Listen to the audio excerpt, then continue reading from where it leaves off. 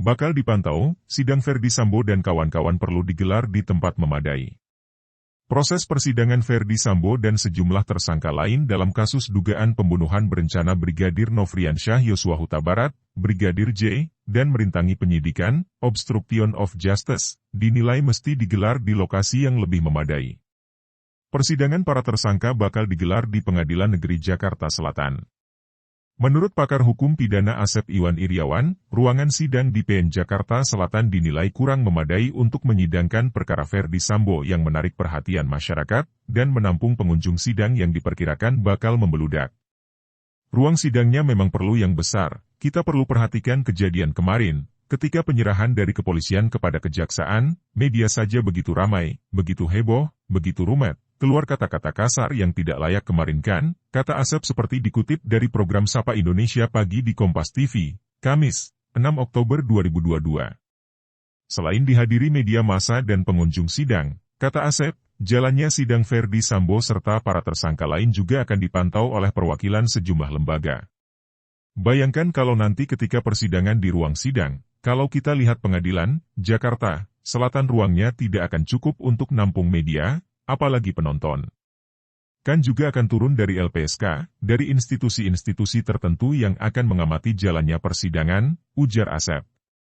Ini perlu pengamanan media walaupun tidak percaya kepada pengadilan, pihak kepolisian membantu, cuma jangan sampai seperti kejadian penyerahan kemarin juga kan, betapa repot dan hebohnya, lanjut Asep.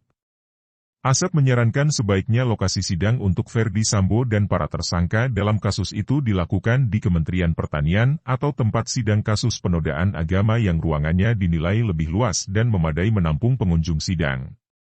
Jadi perlu memang ruang sidang, setidaknya Selatan kan punya yang bekas dipakai penodaan agama itu di Kementerian Pertanian, atau yang lebih tahulah nanti Pemda Jaksel membantu ke ruangan yang lebih layak, kata Asep.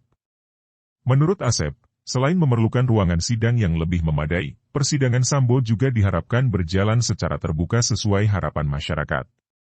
Karena ini kan yang dituntut itu transparansi, keterbukaan dari publik, sejauh mana yang sekarang penasaran, terutama hal-hal ini apa yang sebenarnya terjadi, walaupun secara teknis sidangnya bisa di pengadilan udah cukup di Pengadilan Negeri Jakarta Selatan, cuma masalahnya ini menarik perhatian, ucap Asep.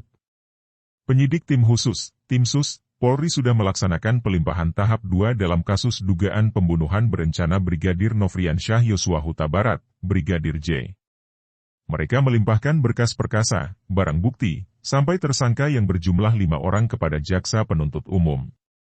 Para tersangka yang diserahkan kepada Jaksa Penuntut Umum adalah Ferdy Sambo dan istrinya, Putri Chandrawati, Barada Richard Eliezer, Bribka Riki Rizal, Kuat Maruf.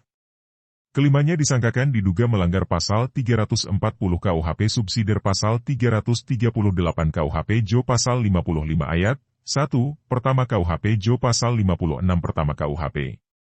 Sementara untuk perkara obstruction of justice di penyidikan Brigadir J telah ditetapkan 7 tersangka, termasuk Ferdy Sambo. Sedangkan 6 tersangka lain adalah Brigjen Hendra Kurniawan, Kombes Agus Nurpatria, AKBP Arif Rahman, Kompol Baikuni Wibowo, Kompol Cak Putranto, dan AKP Irfan Widianto. Para tersangka obstruction of justice itu diduga melanggar pasal 49 Jo pasal 33 dan atau pasal 48 ayat 1 Jo pasal 32 ayat 1, nomor 19 tahun 2016 UIT. Selain itu, mereka juga dijerat pasal 55 ayat 1 dan atau pasal 221 ayat 1, kedua dan atau pasal 233 KUHP berkas perkara seluruh tersangka pembunuhan berencana dan obstruction of justice di kasus Brigadir J telah dinyatakan lengkap atau P21 oleh Kejagung sejak 28 September 2022. Sebelum dilimpahkan ke Kejaksaan Agung, Ferdy Sambo dan Putri menjalani pemeriksaan kesehatan.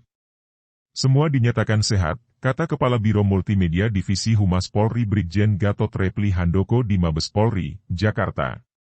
Menurut Gatot, setelah dilakukan pemeriksaan kesehatan, penyidik langsung membawa para tersangka ke Kejaksaan Agung, Kejagung, untuk dilakukan pelimpahan tahap 2. Setelah pelimpahan tahap 2 meliputi berkas perkara, barang bukti, dan tersangka, maka Jaksa Penuntut Umum diberi waktu 20 hari untuk menyusun surat dakwaan para tersangka.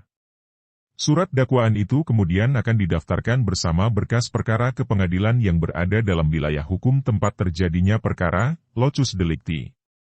Baca juga, Kamarudin Simanjuntak sebut permintaan maaf Sambo tak tulus, masih cari-cari alasan karena dalam kasus ini tempat kejadian perkara, TKP, berada di Kompleks Polri Duren Tigas, maka lembaga peradilan yang berwenang mengadili perkara itu adalah Pengadilan Negeri Jakarta Selatan.